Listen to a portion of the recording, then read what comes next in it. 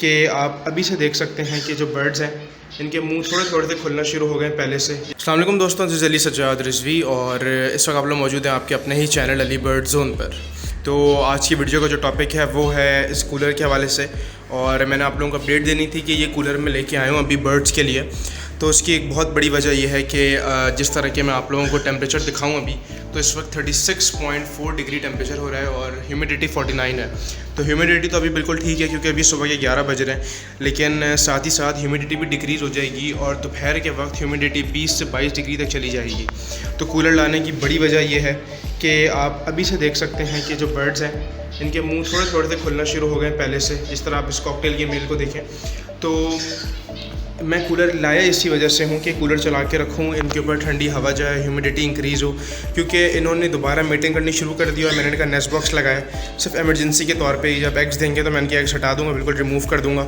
आप लोगों को पता है कि इस मौसम में बर्ड्स को ब्रीड नहीं करवाते। फिंचेस जो हैं उनके मैंने मटके लगा के रखी हुई हैं क्योंकि फिंचेस को गर्मियों से इशू ज़्यादा नहीं होता, ये गर्मियों का परिंदा है। और जो कॉकटेल है इसको सितंबर अक्टूबर का महीना चाहिए होता है अच्छी ब्रीड करने के लिए। तो आई थॉट कि बस आप लोगों को छोटी सी अपडेट दे दूँ। अच्छा, जो ये कूलर है मैं इसकी स्पेक्स आप लोगों को बता देता हूँ, स्पेसिफिकेशंस।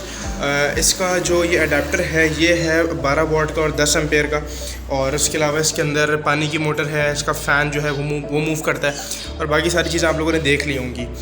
आप लोगों ने इस कूलर को लगाना किस तरीके से है? आप लोगों ने लगाना इस तरीके से कि आप लोगों के पास कम से कम एक विंडो होनी चाहिए, खुली होनी चाहिए वो विंडो, ताकि उस पर क्रॉसिंग हो जाए, ठीक है। और ये जो दरवाज़ा है ये मैं आधा खोलूँगा ताकि क्रॉसिंग हो, क्योंकि अगर कूलर एक जगह बहुत ज़्यादा चलता रहे तो इसकी ह्यूमिडिटी इतनी इंक्रीज़ हो जाती है कि हम इंसानों को पसीना आने लगता है इसकी बंद जगह पे।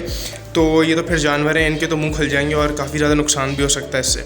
तो आप लोगों ने क्रॉसिंग रखनी है और देन इस कूलर को चलाना है, इस बात का आपने ध्यान रखना है।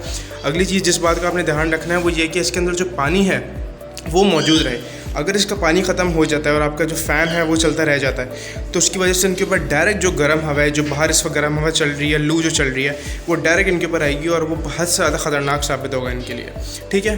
उसके अलावा आप लोगों ने करना ये है कि थोड़ा बहुत इनके ऊपर छिड़काव कर दें, पानी का स्प्रे कर दें। अगर आप लोग कूलर नहीं लगाना चाहते या नहीं लगा सकते तो आप लोग इनके ऊपर स्प्रे कर दें। और जो फिंचेस हैं वो तो खैर खुद नहा लेती हैं, अपना टेम्परेचर खुद मेंटेन कर लेती हैं।